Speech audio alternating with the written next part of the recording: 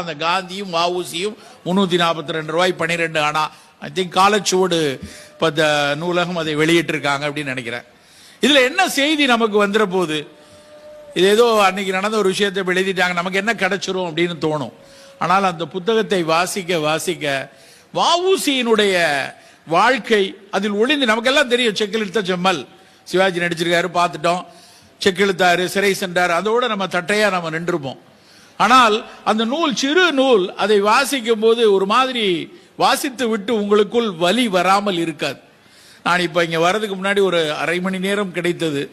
நான் போய் அந்த பக்கம் அந்த கீழக்கரையினுடைய கடற்கரையிலும் சேதுக்கரையினுடைய கடற்கரையில் நின்று கடலை பார்த்தேன்.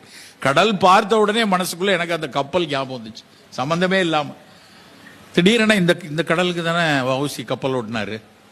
அந்த கப்பல் எப்படி, அவர் எவ்வளவு அன்னைக்கு ஒரு மன வலிமை இருந்ததுன்னா, எவ்வளவு ஒரு வீரம் இருந்ததுன்னா, அப்படி ஒரு முடிவை எடுத்து ஆங்கிலேயனுக்கு எதிராக நான் விடுறேன்டா கப்பல், நான் ஜெயிக்கிறேன்டா அப்படின்னு அன்னைக்கு இறங்கி, அதுக்கப்புறம் அவர் பட்ட கஷ்டங்கள், அவரை தோற்கடித்தது கூட நம்ம எல்லாம் சேர்ந்துதான். ஒரு அணா விலையை குறைச்சான் அந்த கப்பல்ல. இங்கிலீஷ்காரனும் கப்பல் விடுறான், நம்மளும் கப்பல் விடுறோம். வஉசி கப்பல் விடுறாரு, சுதேசி கப்பல். இன்னைக்கு பெருமையா பேசுறோம்.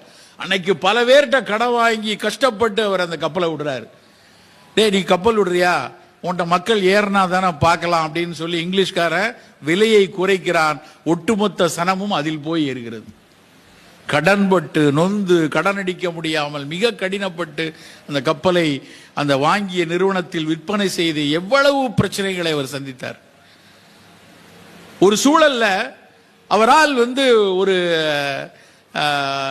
அன்றாடம் அவர் சிறையில் இருக்கிற காலத்தில், அவர் சிறையில் இருந்த காலத்தில் அவருடைய துணைவியார், நமக்கு அவர் துணைவியை தெரியாது நிறைய பேருக்கு, மனைவிய மீனாட்சி அம்மாள், அந்த அம்மா பேரு. அவங்க எவ்வளவு வேதனைப்பட்டு, எத்தனை இடங்கள்ல அவங்க வேதனைப்பட்டு ஏங்கி நின்றார்கள் என்ற வரிகள் எல்லாம் அந்த புத்தகத்தை படிக்கும் போது வருது. வஉசி காந்தி கடிதம் எழுதுறாரு, உங்களை நான் சந்திக்கணும் அப்படின்னு சொல்லி.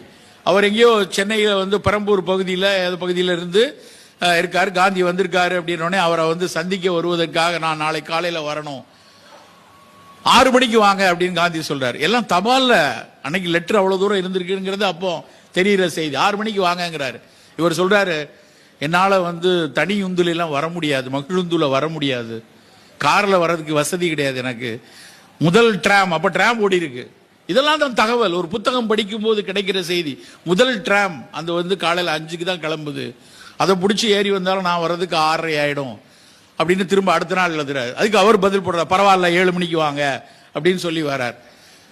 எவ்வளவு ஒரு வாழ்க்கை, எவ்வளவு சிக்கலாக அன்றைக்கு வஉசிக்கு இருந்திருக்கிறது. அதுக்கப்புறம் மண்ணெண்ணெய் விற்று இருக்கிறார்கள், ஒரு பலசரக்கு கடை நடத்தி இருக்கிறாங்க. அவ்வளவு சிரமப்பட்டு அந்த மாமனிதன் செக்கிழுத்தது மட்டுமல்ல, அதை தாண்டி ஒரு பெரும் செல்வந்தரின் பையன். அவரு வஉசி சாதாரண ஆள் கிடையாது, பெரும் செல்வந்தர், ஒரு மிகப்பெரிய இன்றைக்கும் இந்த தொழில் நிறுவனங்கள், தொழில் கூட்டமைப்புகள் இருக்க, பெரு நிறுவனங்களில் உள்ள தொழில் கூட்டமைப்புகளுக்கு முத்தாய்ப்பாக முதல்ல தூத்துக்குடியில் இருந்த ஒரு தொழில் கூட்டமைப்புல அவர்களுக்காக வாதிட்டதுதான் முதல்ல வஉசி. சுதந்திர காற்றுக்காக முதல்ல உள்ள வந்த விஷயம். இந்த செய்திகள் எல்லாம் இந்த நூலை வாசித்ததால் மட்டும்தான், என் பாடத்தில் இல்லை, எனக்கு யாரும் சொல்லிக் கொடுக்கல. ஆனால் அந்த ஒரு நூல், அந்த புத்தகம் படித்த உடனே, ஓ இவ்வளவு விஷயம் இருக்கா, இத்தனை விஷயங்களை கடந்து நம்ம வந்திருக்கோமா அப்படிங்கிற விஷயத்தை அந்த நூல் தான் கற்றுக் கொடுத்தது.